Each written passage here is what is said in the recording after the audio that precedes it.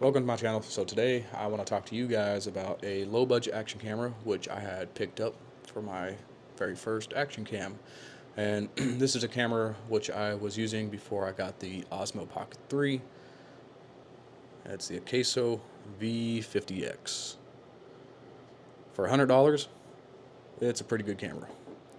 Now it ain't going to be no GoPro 12 and it ain't going to be no Action 4, alright? But for $100, for a low budget camera, which you can use to capture your adventures, do vlogs with, and even YouTube reviews, because I used this for a minute to do a review on my e-bike. It works. It works for what you need it to. It's not going to be perfect, but it's $100, and for $100, you can't really complain too much about it. So yeah, let's get into the review. Do some blocking. I'm not trying to hold it super still or nothing. I kind of want it to shake so you guys can see how decent the image stabilization is. Like I said, it's a $100 camera. It's not going to be perfect. It's going to have shakes here and there. The audio isn't going to be super crisp either. You know, it's going to be decent. It's usable, but it's not going to be fantastic. But you got to make sacrifices if you're going to be purchasing something this cheap. But like I said, for the price, it does what it needs to do. Can't complain about it too much. So here we have the v50x. I have it turned on here. We're just going to kind of go through the different options here on this front screen. It is a touch screen, so you can press this button here and it should bring you to your albums, which should then allow you to switch between your video and your photos. And you can obviously hit the delete button. What you do is you hit that, you'll click that. Sorry. You'll hit that button, and then you'll click here, and you can delete it. We're not going to do that.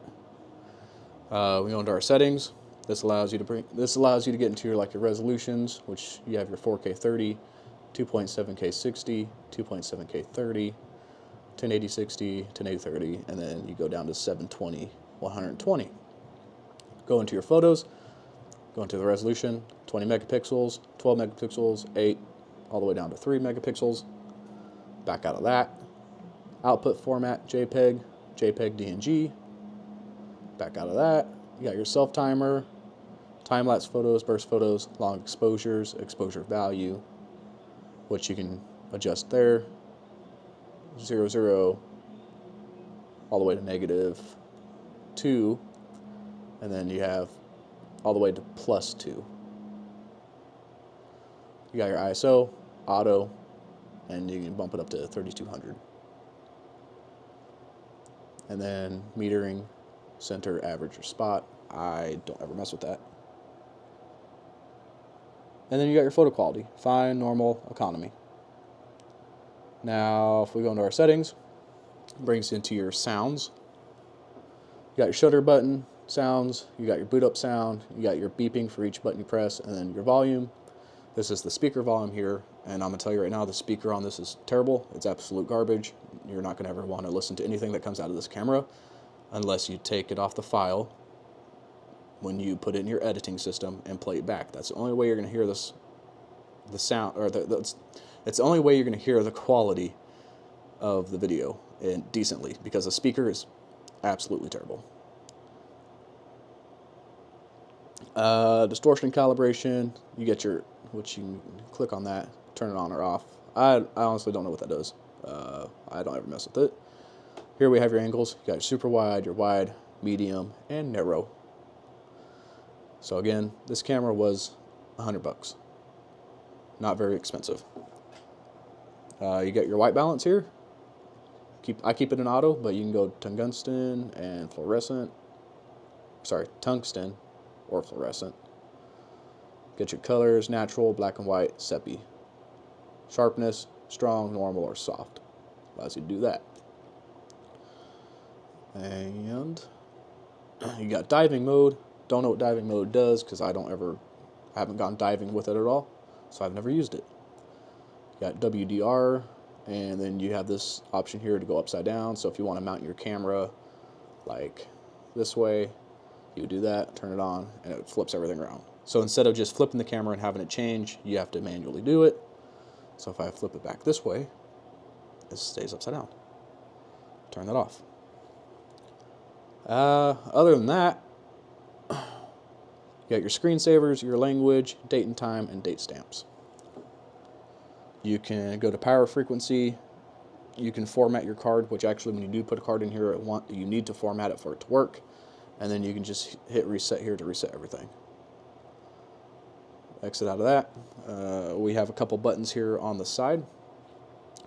Does a couple options. You press this button here, the top one, it activates your Wi-Fi. And I believe that you probably use this to connect to an app. Again, I never used it, never had the need to. Exit out of that. Now if we press this down arrow, it'll bring you back to your albums here. And then the power button right here, which is also a functioning button here. Press that. And we're in our video. It allows us to choose between normal, loop recording, time lapse. So now we're on loop recording. Go back to that mode. You got slow motion, fast motion, and then your Wi-Fi. Go into your photos. You got your single, your burst, time lapse, long exposure, and self timer, and Wi-Fi again. Go back to normal. Now, other than those buttons, you do have the touch screen right here for your plus and minus. This is the zoom in, which is it's just cropping in on the sensor there. Zoom back out. Now you can swipe this way for your photos. I have it on single, 20 megapixels. Swipe it back to go back to your video recording. And that's pretty much it for the camera. Hold down the button on the front to power it off. It's got a quarter twist thread right here for tripod mounts or your chest mounts or your head mounts. Your SD card fits right in here. And then you got these normal USB type ports here, not type C, which I guess it's fine. You know, it is only a $100 camera. The box came with this here protective case for going underwater. Pretty much just pop it open like that, open it up, throw your camera in here. Sorry. Throw your camera in here like that, close it up. Now it's sealed. You want to take it underwater, get some good underwater shots, you do that. Now you can't use the touchscreen at all, so you have to use the functioning buttons and learn how to use each button to work your way through the different camera settings there. And it's got a mount. It came with these extra accessories too. These are extra different types of mounts, mounting brackets for the camera to attach it to different things. Came with a whole bunch of accessories here. And then you got your strap here for your controller, which it straps to your wrist like a watch. I don't have it with me. I don't know where it's at. I misplaced it. I was hoping to find it so I can show you guys it, but yeah, I don't have it.